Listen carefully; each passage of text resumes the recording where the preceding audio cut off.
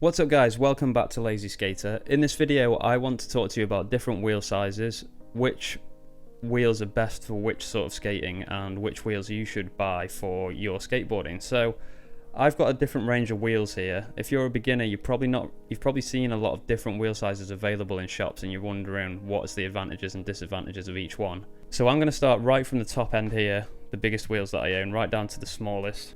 And yeah, just going to talk about why people buy bigger wheels, why people buy smaller wheels, and what the advantages and disadvantages are of each kind. So I'm going to start at the big end here. This is a 60mm OG Classic from Spitfire. As you can see, the design is very similar to the Classic wheel, but it's a completely different shape. This is more like a full conical shape. Really nice shaped wheel, but it's 60mm, so that is definitely on the big end.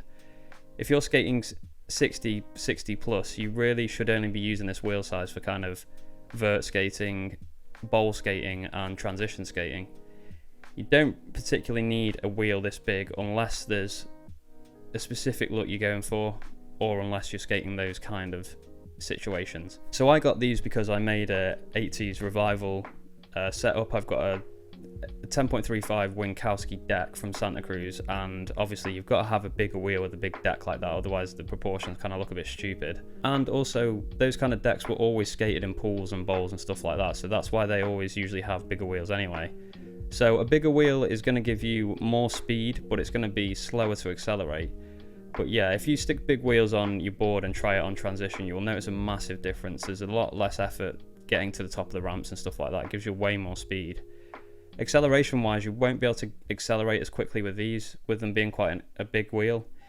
A smaller wheel will be better for that, so that's one thing to consider if you're looking at bigger wheels. Bigger wheels also tend to give you more wheel bite on your deck, so if you imagine this wheel is underneath your deck sitting on top, there's a lot less space between the wheel and the deck when this is on the truck.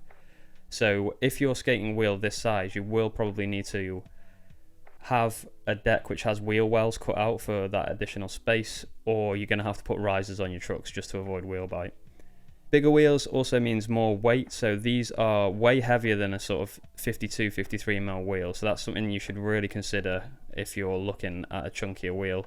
There's going to be much more weight with wheels like this size. If you compare one to another, you will feel the difference, but as soon as you put 4 of these on your board, you will notice a huge difference in the weight. So if you're wanting to get onto ledges and hit technical skating like flip tricks, a bigger wheel isn't going to be a good of an option as a smaller wheel. So 60mm wheel, anything around this region, 60, 62, 65, I would only recommend for transition skating.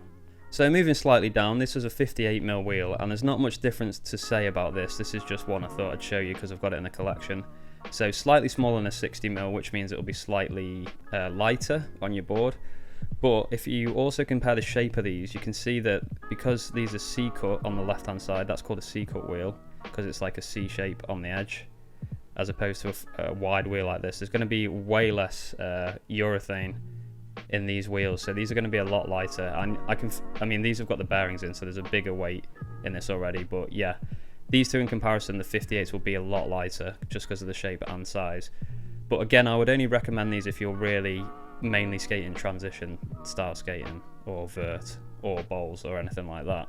Moving a little bit further down, now these are Rick the Cloud, so they are cruiser wheels, but I wanted to show you this just purely for the size. So these are a 54mm wheel, and yeah, usually you can get hold of 58s, 56, 54s, but 54 I would probably say is the top end of the size you want to go for if you're a technical skater. So if you are wanting to do flip tricks, get onto ledges, high ledges, that kind of thing, you're gonna want to stay below 54 really. So a 54mm wheel is a nice all-round shape because it gives you that option to sort of do a bit of transition as well. I think this is a good all-round wheel shape without it being too heavy.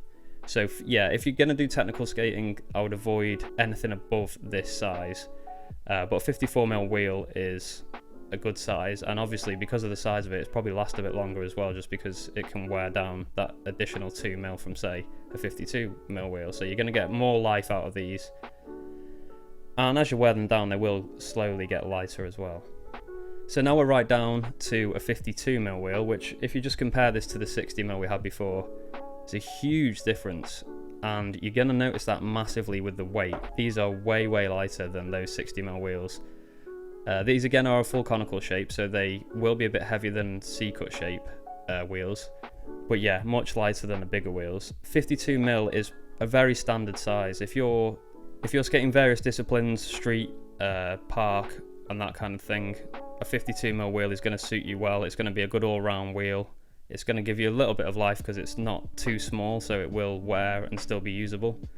It's also be very light, and yeah, really easy to do flip tricks with this kind of wheel. You've got way more room between your deck and your board as well, so you're not going to get as much wheel bite with these, but again, that does depend on how loose you skate your trucks as well. So a 52mm wheel, or I skate 53mm, not much difference between the two. That's a nice size if you're a technical skater.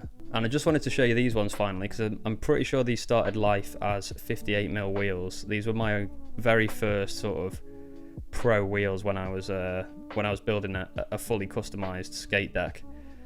These started out life as 58mm, I believe, or 56, and these have worn right down to the sort of same size as a 52mm wheel. Unfortunately, these are now completely unusable just because of the amount of flat spots I've got with them. They're really difficult to skate. Very bumpy ride with these now. I would love to continue to skate these, but just because they're so battered now, they're actually pretty much impossible to skate.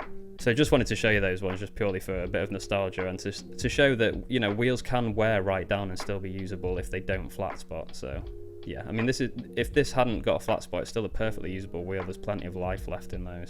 So yeah, that's it guys. I just wanted to talk to you about different size wheels. If you're new to skating, 52 to 53 is going to be a good size for you.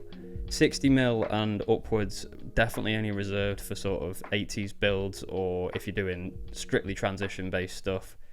Anywhere in between that sort of 58, 56, you're really pushing the boundaries on weight, but you could probably blag on a normal popsicle setup.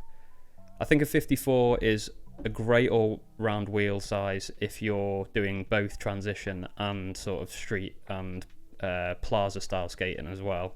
It's just going to give you that bit of extra speed when you're hitting transitions, but also not be too heavy when you're doing technical skating.